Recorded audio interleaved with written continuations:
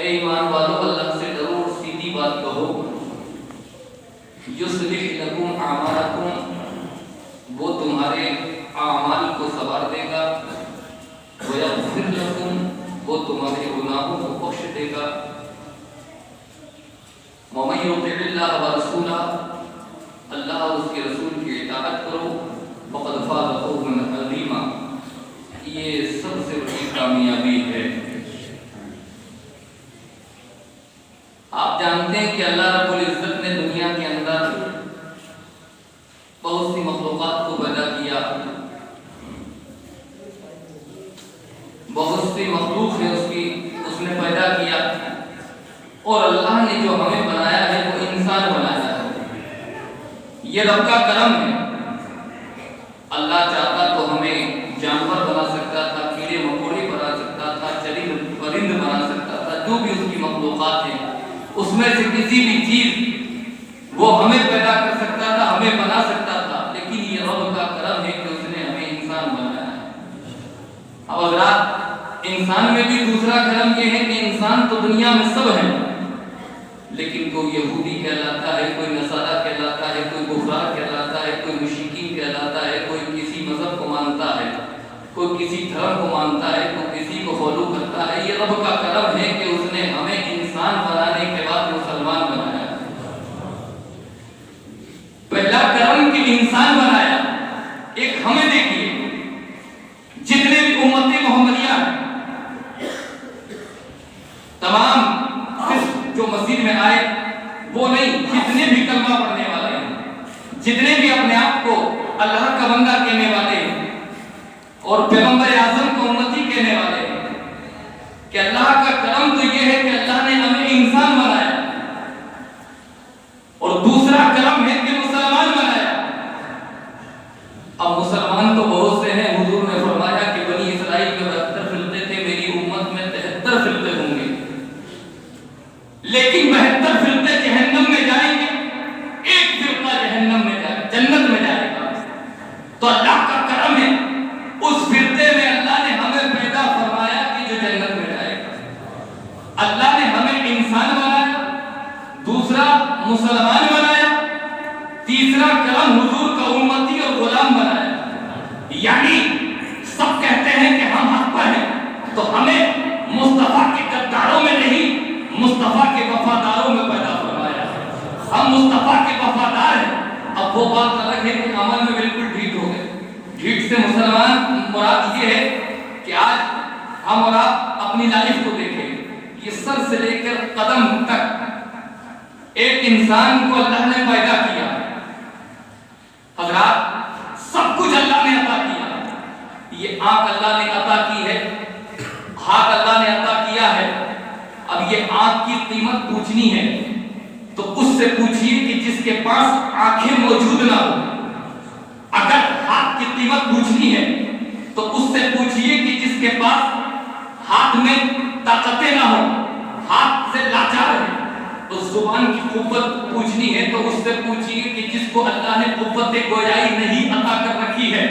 کان کی قیمت پوچھنی ہے تو اس سے پوچھئے کہ جس کو اللہ نے قوت سماعت عطا نہیں کر رکھی ہے.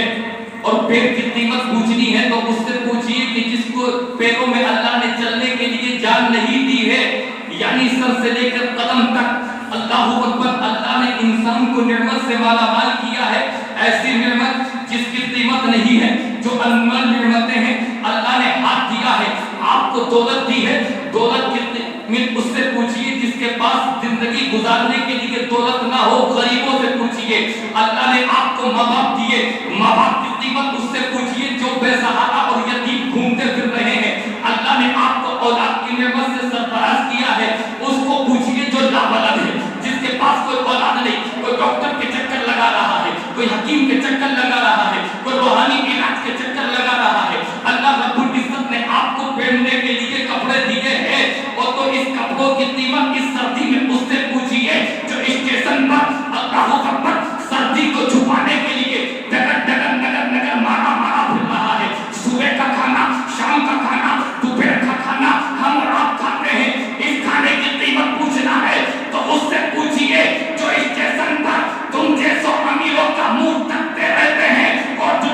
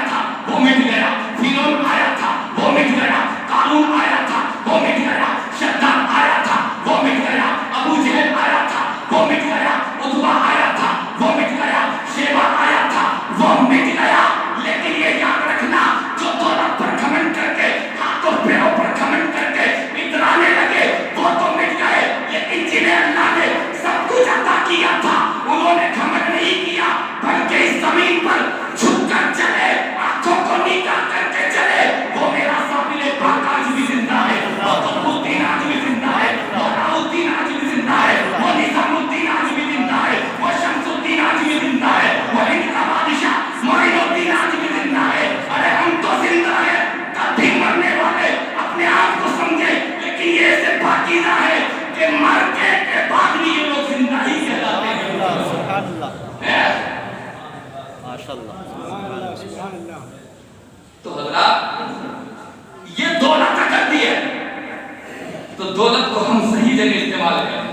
یہ ہاتھ دیا ہے, ارے فور ایگزامپل یہ اللہ نے قوت گویائی زبان جو دی ہے, یہ کسی کو گالی بکنے کے لیے نہیں, کسی کو ستانے کے لیے نہیں, کسی کو اللہ اکبر ایذا دینے کے لیے نہیں.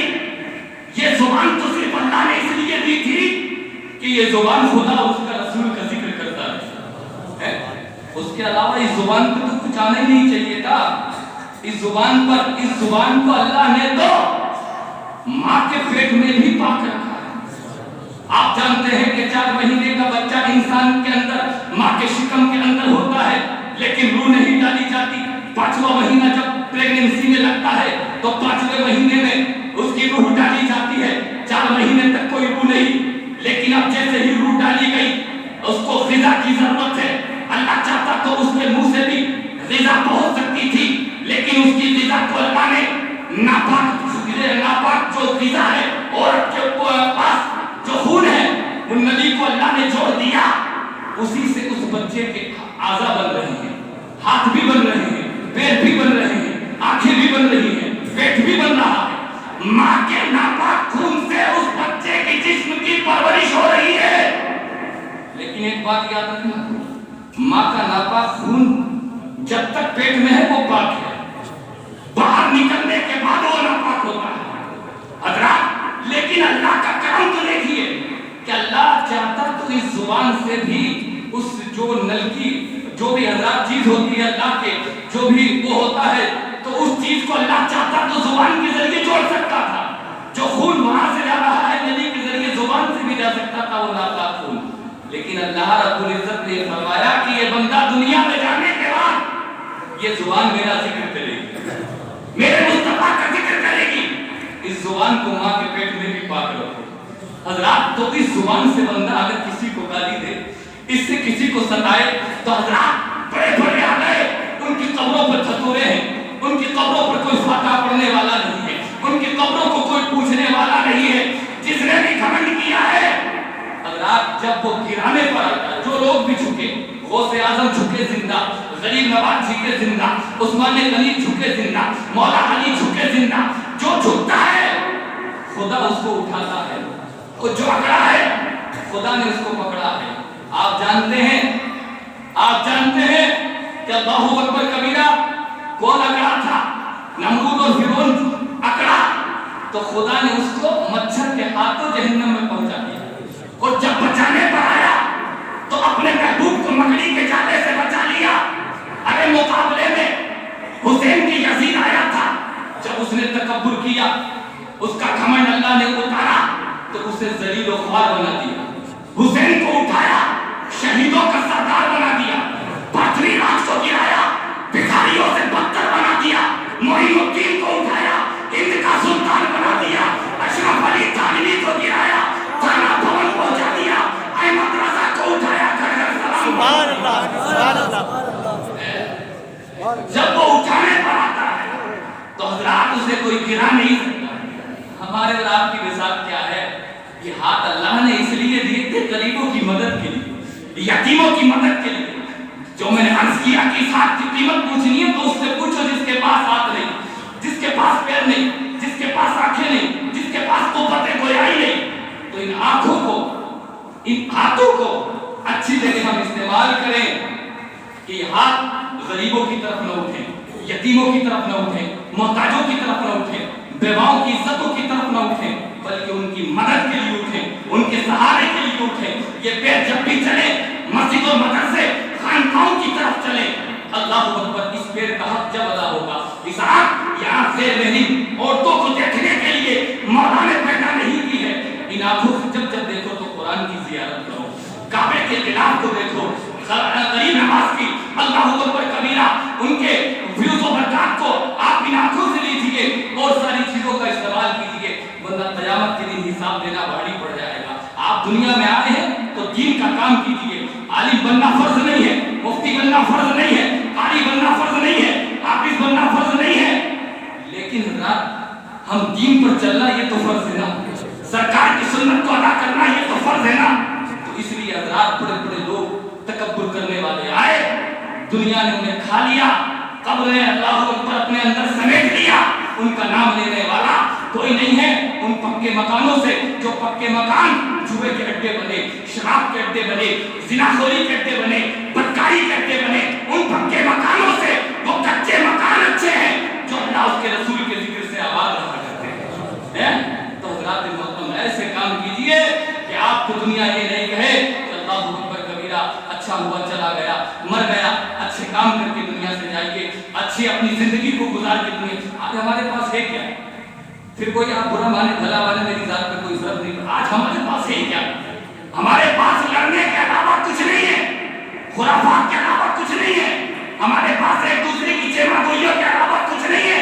آج ہمارے پاس تعلیم کے لیے اسکول نہیں ہے، ہم اسکول میں بھی دوسرے لوگوں کو محتاج ہیں، ہاسپٹل کے لیے دوسرے لوگوں کو محتاج ہیں۔